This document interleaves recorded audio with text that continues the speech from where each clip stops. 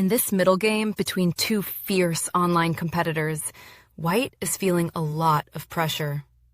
That black knight on g4 is incredibly annoying, so White decides to kick it away by pushing the pawn to h3. But this is a game-losing blunder! Let us look at what this pawn push actually does. Before the pawn moved, White's pawn on g3 was safely protected by the pawn on h2. By pushing to h3, White completely abandons the g3 square. You might think this square is still defended. Let us highlight it. The g3 square looks like it is safely guarded by the pawn on f2. But look closely at the board. That f2 pawn is completely paralyzed. The powerful black bishop sitting on d4 is pinning that pawn straight to the white king. The pawn cannot move, and it cannot capture. Knowing this, Black unleashes a brilliant tactical strike. The knight crashes into f2, sacrificing itself to remove the defender.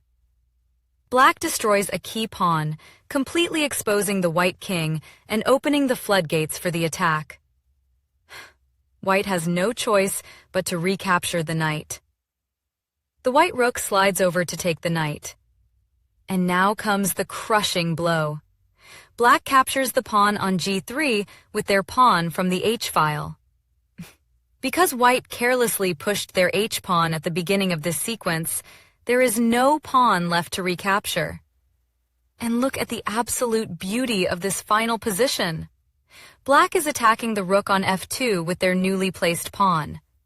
The pawn on g3 hits the rook directly, but that rook cannot escape.